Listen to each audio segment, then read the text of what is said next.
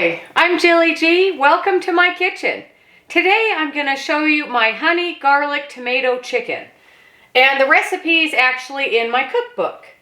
It really is a simple and easy recipe to make, but you do need to plan ahead. We need to make the marinade first and then let it sit in the fridge. Most of the time I'll do this the night before and then cook my chicken the next day for dinner. But it's easily done the morning of.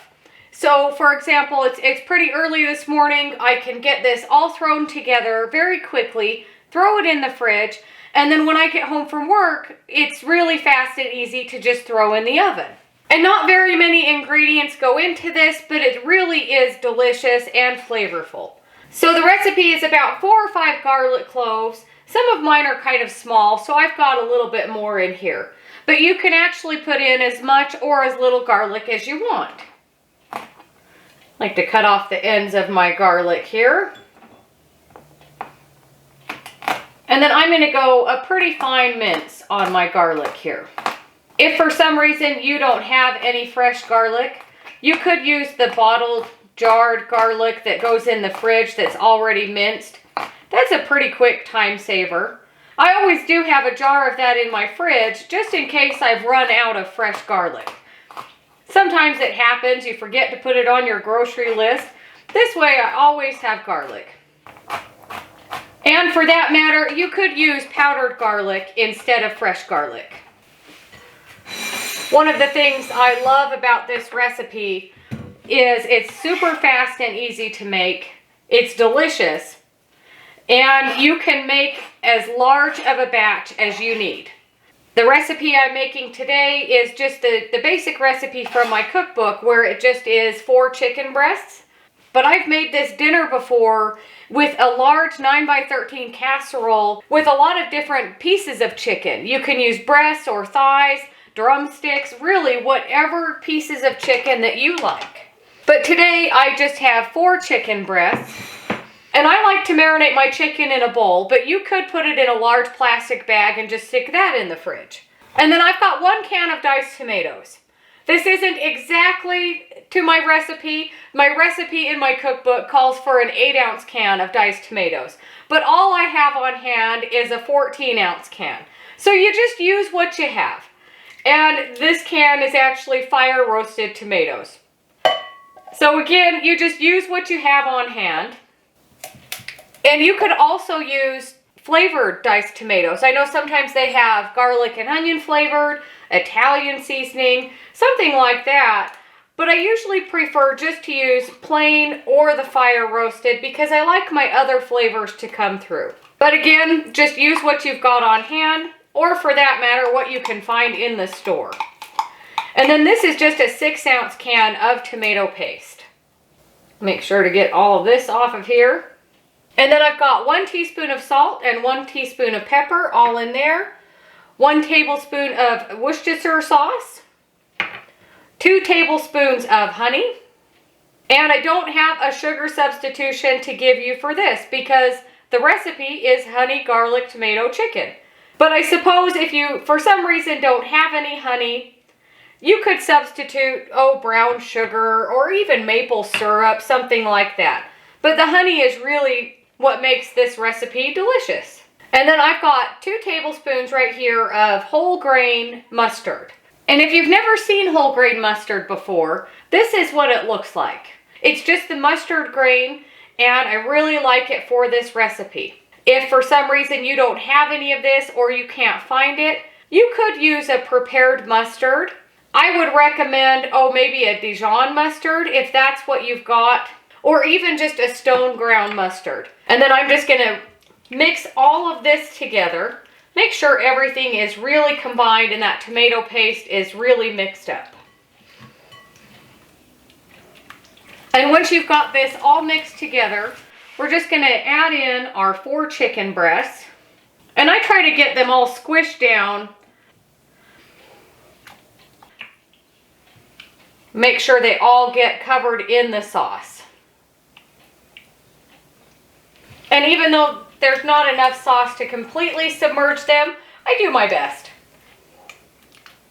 If you have the time and you're available, and this is in a plastic bag or even in a bowl like this, throughout the day or the night while you're marinating it, you could, flip the bag over or stir this up. But if you're marinating it overnight, I'm not getting out of bed in the middle of the night to stir this up.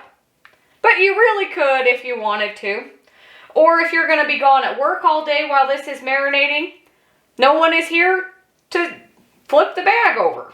So once you've got your chicken all coated with your marinade, cover this in plastic wrap, and this will go in the fridge for probably about 6 hours today is about the time frame I'm going to give my marinade. This does work best if you can marinate it overnight, but 4 to 6 hours is usually pretty good. So this goes in the fridge to marinate. So here we are. Oh, it's been about 6 hours. Preheat your oven to 350. And I've got my marinade here. And then I've got a 9x13 casserole dish. Again, this recipe is so easily doubled or tripled. It all depends on how many people you're going to feed. Today I'm going to show you how to bake it in the oven, but you could also grill this on a barbecue.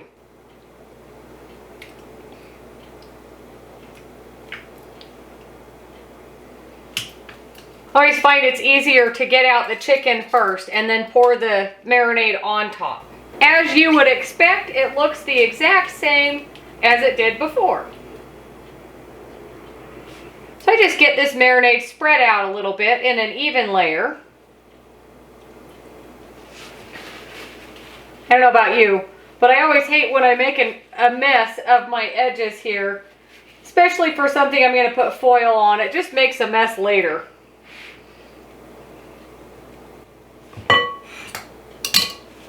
So now we'll cover this with foil.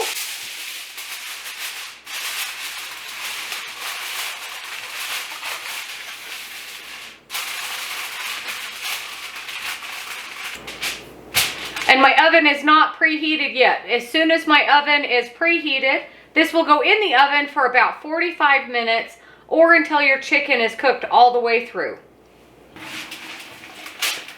So I let my chicken go for about an hour. Usually it's just 45 minutes, but those were some really big pieces of chicken.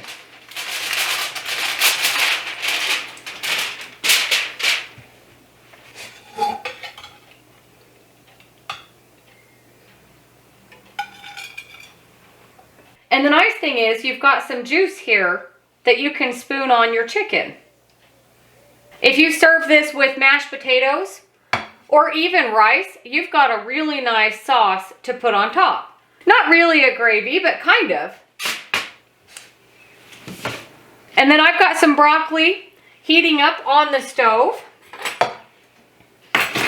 Keeping my hot pads on because the pan is hot.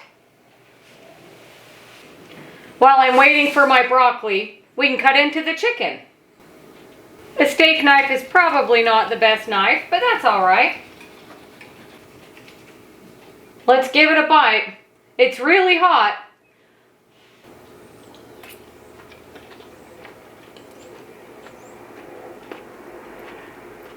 That is really good. And it's nothing fancy at all. It's just baked chicken with a different kind of a sauce. Because I used a larger can of diced tomatoes instead of the 8-ounce can that the recipe calls for, I do have extra tomato sauce. But I don't mind. It really goes so great with the chicken. And it has such great garlic honey flavor. And I don't know if you've ever used a whole grain mustard before, but it really makes such a difference. I think my broccoli is about ready.